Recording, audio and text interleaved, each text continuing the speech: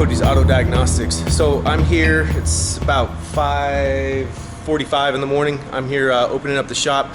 Figured I'd bring you guys along, show you kind of some of the work that we have lined up for today, and that has been here for a minute, and just some headaches and stuff. So, all right, so we got this older style Blazer. I think it's an 01. Came in for a crank no start.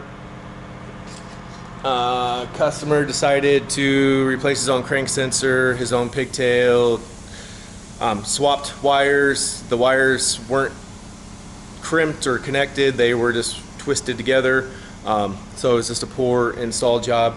Got all that. Now I have spark, but I have no cam signal from the distributor, which is not causing the no start condition. The no start condition is because it's jump time. So there's a headache. And this was, if you think you're saving money by being a DIYer, at least know kind of what you're doing. Because if you bring in a car in that you've pulled the distributor to set timing, and you did your own crankshaft repair, crankshaft sensor repair, you're only costing yourself more money because all of it was wrong.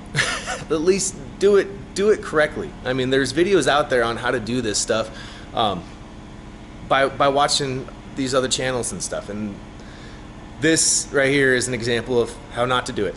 So then we got this Ford Expedition. It is getting a transmission valve body. The speedometer was, after the vehicle would warm up, the speedometer would quit reading miles per hour. And the speed sensor is inside that valve body, and the only way to replace it is replacing that whole valve body. Okay, then we got this Impala. I think it's a 2015. It's got a shutter issue. I think it's coming from the transmission, but it also had a bunch of U codes in there. So not sure if that's the same issue, separate issue, what's going on with that. I do notice the shutter. So yeah, playing around with that. It's also had a history code of an acceleration sensor, which is integrated into the airbag module, the SDM. But there's no PIDs for that, at least not with any of the tools I have. So I don't know if the MDI would have be any different.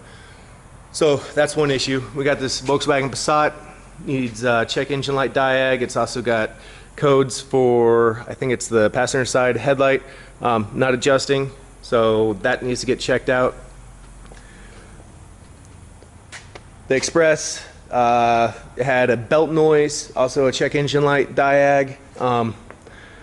Have this truck here. This came in from another location. It was setting false ABS codes upon slow stopping the last 5 miles an hour while braking. It would set an ABS activation, the pump would run. Ended up being, this is 4-wheel drive, and the clip inside the transfer case for the ABS ring was broken. So it uses, for the rear speed sensors, it uses the speed sensor from the transfer case. So we put a used transfer case in there because it's already been rebuilt once, and that's another headache that we're trying to get out the door.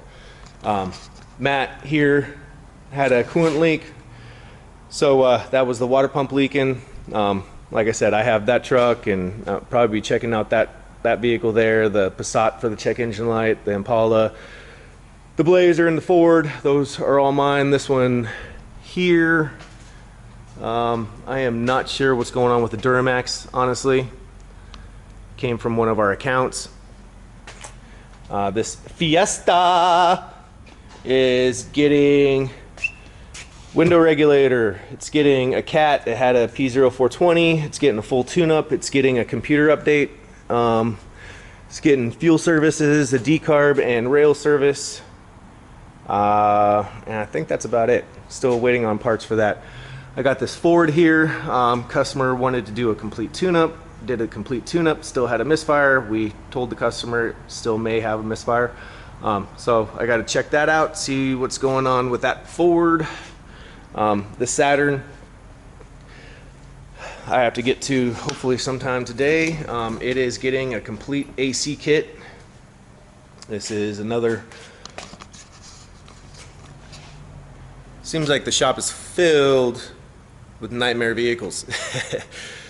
Quality parts. I know Corey from S&A Auto put out a video not too long ago. I think it was before Super Saturday or right after Super Saturday about, you know, parts. And this is a perfect example of parts. This vehicle originally came in for the AC not working.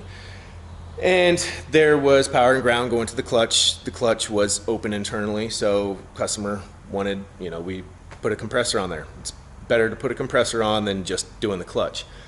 So put a compressor on.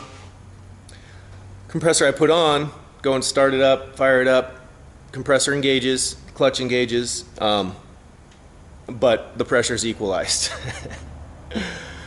So, and the pressures were not equalized because I was able to tap on the old compressor and get it running, and it would blow nice and cold, but it would intermittently stick. So it wasn't an issue with it being equalized before. So that compressor was bad. I pulled it off. You could see inside the line, there's a little screen. There's just a bunch of crap. Well, putting that compressor on, and I can tell the box was already open, but that was the only compressor here in Tucson.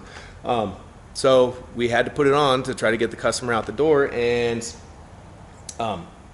that new compressor that was bad in the box that somebody else has already installed just littered the AC system with all the crap. So I didn't know that, put another compressor on, and now we have an open expansion valve. So, and you can see debris in a couple of the lines. So that's another issue.